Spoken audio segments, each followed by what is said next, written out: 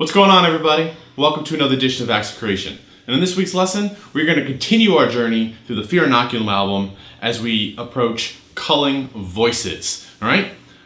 We are in a drop D tuning as usual.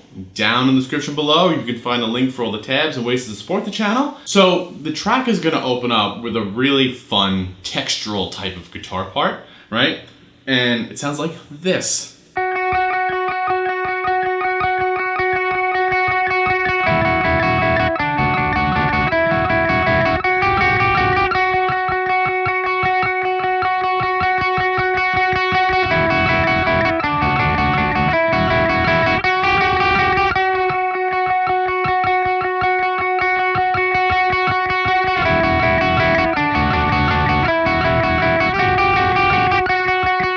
Really awesome textual dissonant little guitar part right there. All right, so we're gonna open up. You can play this probably different ways. I'm not sure how Jones plays this. I wouldn't imagine they're gonna play this song live, but I like to play it here in this kind of 7th position with at least my first finger on the F sharp, the B on the B string, and then the F sharp on the G string, the 11th fret. Okay, and you're basically going to kind of do this through for 2 measures. We're in 6/8, by the way. I didn't talk about that, but we're in 6/8 for the most of the song. And you're going to cross string 11, 7, 11, and repeat that pattern like 6 times, and then just cross string 1, 2, 3, 4 to kind of get out of it. Because as you move, the first chord is 11 and 7, and then 9 and 7, and then 7 and 7. Back to 9 and 7, and then 11 and 8, and then you kind of release that dissonance. Right back to the unison. And that's what you're doing. So you have this.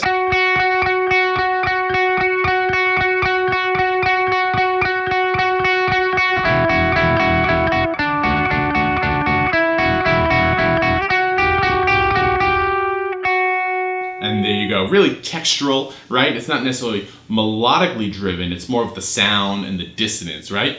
Very, again, textual sounding. Very cool. I love that kind of stuff. Really fun. Now you can play that single note and you lose it completely.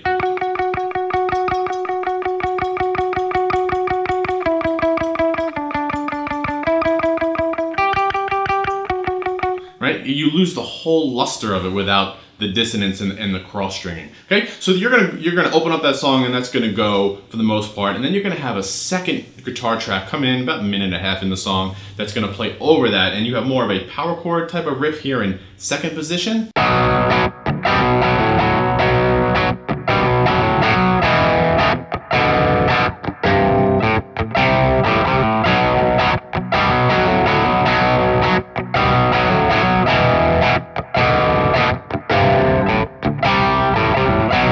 Okay, that's that part. And so we're on this B5, all right? Power chord, 2nd fret, A string.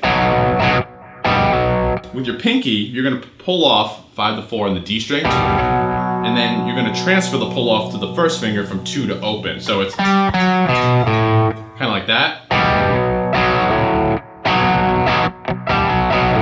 And then hammer on O2.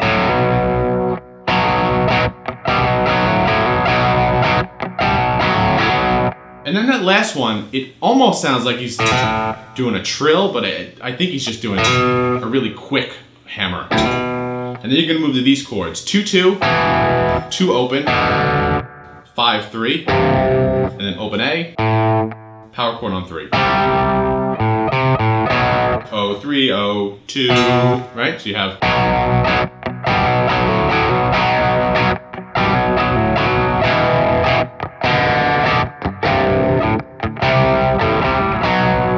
That's that riff. And you can hear some dead notes in there, and you probably saw it on the tab. So just be aware of that, all right? So those 2 layered tracks move forward, and then you have a 3rd layered track, more kind of like a melodic layer over everything. It comes in a little after 2 minutes, you'll hear it come in, and that's up in 9th position. And the melody here is on our D string.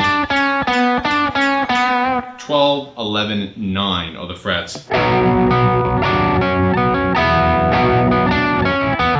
Right? And you can be a little loose with this. I would be a little loose with this if I was playing. Don't think of it like I have to play this string, I have to play that string, right? You could just kind of put an emphasis on where the melody notes are as you strum through the chords.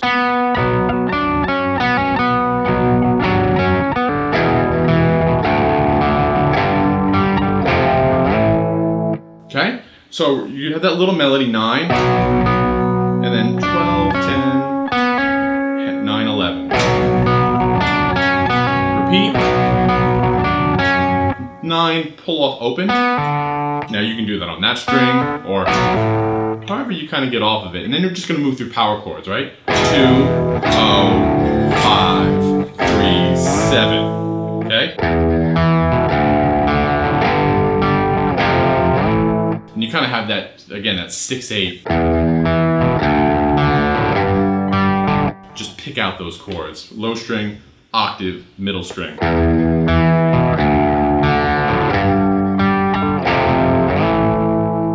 Okay, and that is the third layered part, and all those parts are going together. So that's going to bring us to our chorus section, and here we're just going to play some big extended power chords that we see all the time through Tool's music, right? In a drop D tuning, we can play 5, 5, 5 as a very simple power chord. We can add the 7 on the G, and then we can add the pinky on 8. Okay, and we see these a lot, and the chord progression is essentially 5, 9, 2, 9, 7. Right, and so we have this.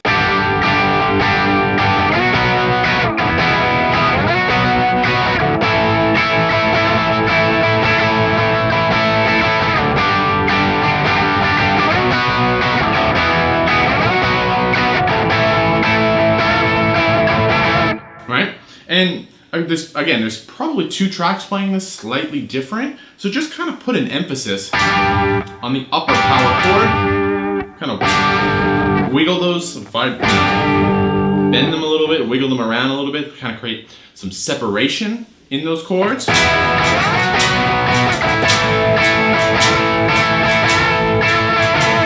of like that, all right? So that's the chorus riff, right? It's 5, 9, 2, 9, 7, all right? That's the chorus. And then we're gonna go through everything a couple of more times, nothing new before the second half, right? When the second verse kicks in, we lose this one, right? And that becomes more of the bass line that you hear later in the song. You're just picking out that power chord, right? And that's it. You just pick out that power chord, and then kind of put a little ending on it there. Power chord on 7 and then 5.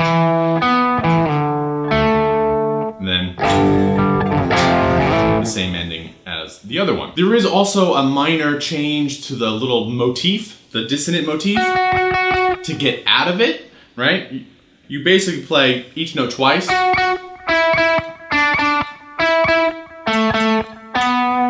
That's your melody, right? So it's 11, 9, 7, 9, all on the G string, and then 7, 9 on your D string. So if I'll play through the intro motif once, and then I'll put the ending on it.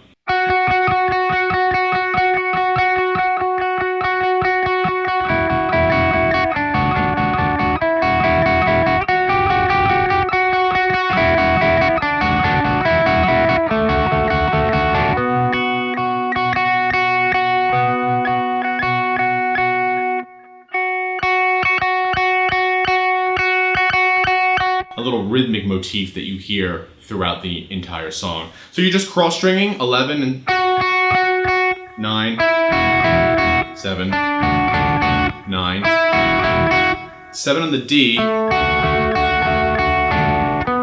then kind of like picking out that chord,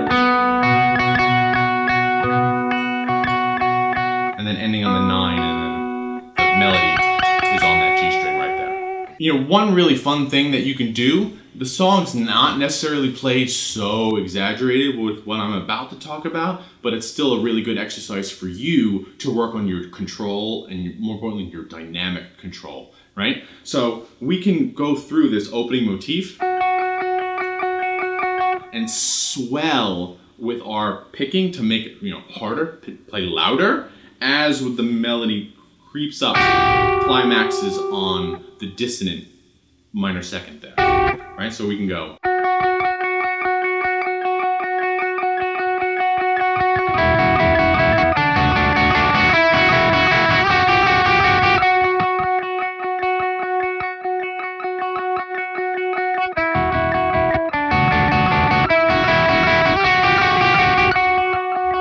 Right, kind of like bring it up and down in waves. Really good practice. Okay, so that's the whole first half of the song that goes on, and then we're going to move into basically a half of two halves, right? The way that the heavier section of the song works is that it's basically cut in half, and you do everything twice, and the second time is full of some variation. So we're going to go through that now. So we're going to get out of the first half with these chords, right? And it's just 9, 5, 2.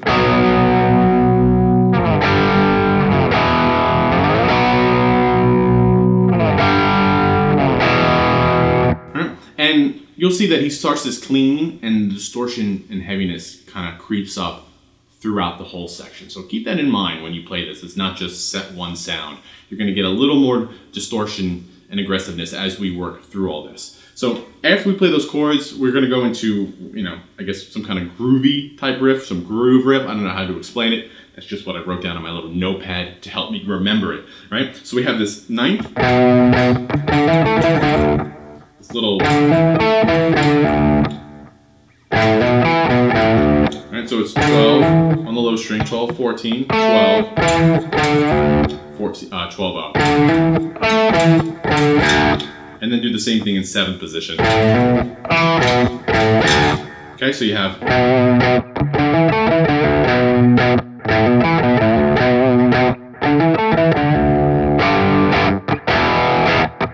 and then 5, 2 as your turnaround.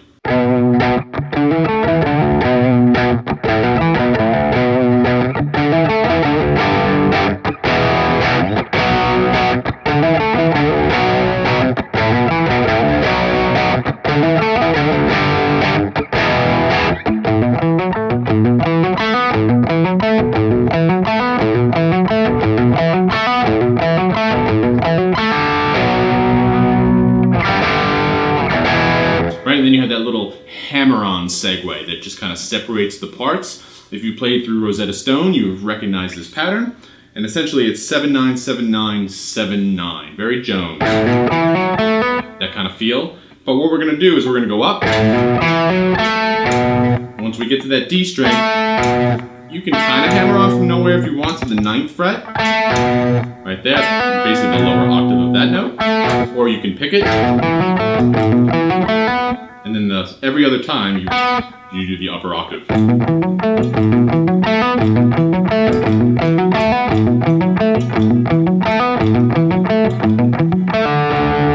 Right? And then the very last time, just pull off the open, back into it. With a little more distortion. Now as we repeat those two little parts, right, we go back to the chords, back to the groove riff, and now we're going to start getting a little more aggressive. Then we move to a really cool power chord riff, which is this one.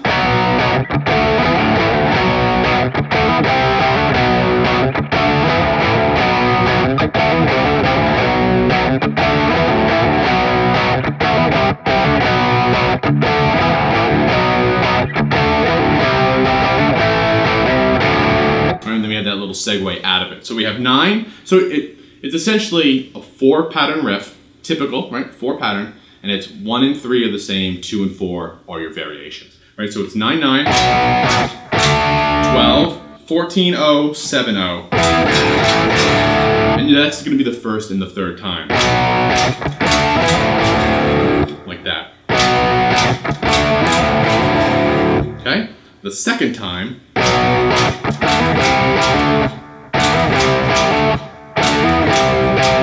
12, 14, 10, 10, 12. And you're going to put a little bit of a rest on it, and then when you repeat it again later, you're going to be exaggerated, really staccato. So you have...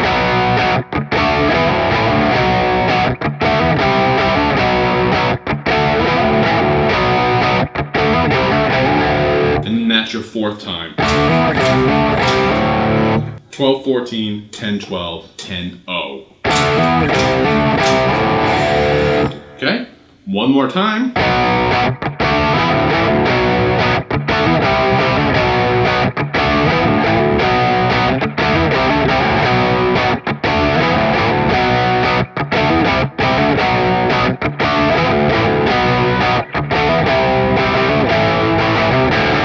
Okay, and then that's your little segue. 12, 14, 10, 10, 12, 7, 7, 10, open, which leads to a 6-8, still in 6-8, power chord kind of riff from 9 to 2 to 9 to open 10. 9, 2, 9, open 10. So you have...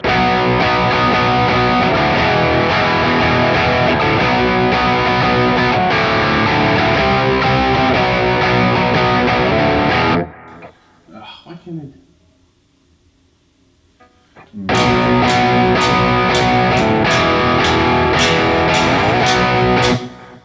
And then it moves into a power chord riff, like 9, 2, 9, open 10.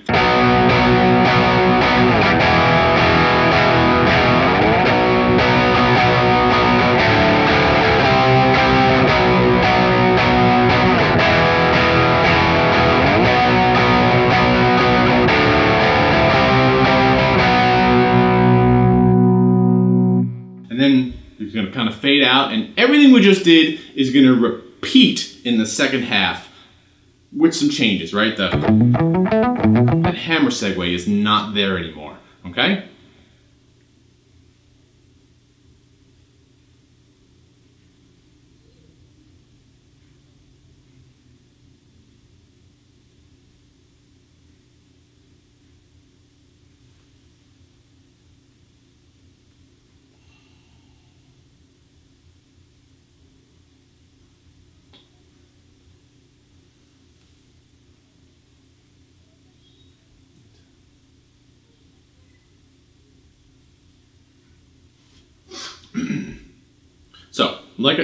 So like I said, the whole second half of this is going to be a kind of repeating of what we just did. We have the chords, okay? We have the groove riff. Cool so far? We have the chord riff. Right, the chord riff. And then we're going to move into a variation. Remember we went before, we went to this riff that went 9, 2, 9, open 10, right? We went...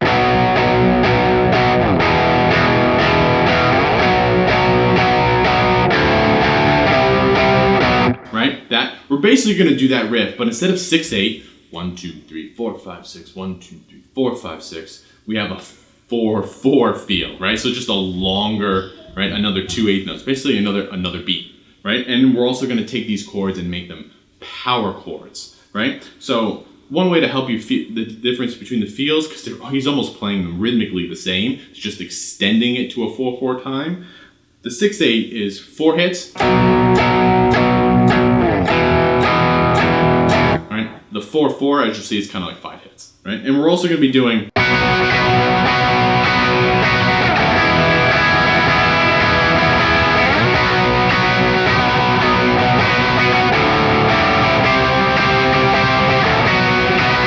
like that, right? It's the same idea, full power chords, throw an extra beat on it. And to get out of that into the next section and the kind of the outro of the song, we're actually just going to put a little fill on that, which is 5, open, 4, and then 4 is gonna lead us back to kind of that last riff, right? So we're coming out of this power chord section.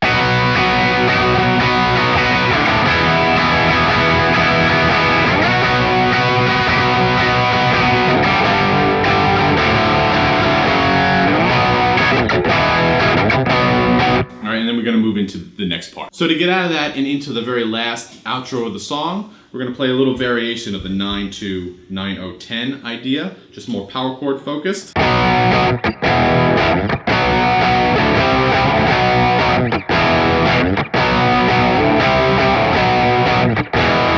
It's still 9-2, 9-0, 10. Right? And then the last part. 5, 4,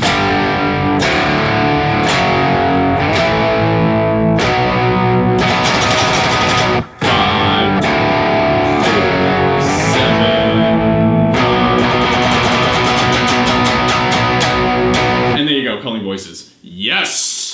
more to go, guys. Tempest. So I hope you guys have fun playing the song. It's a lot of fun. I love the textural melody going on at the beginning.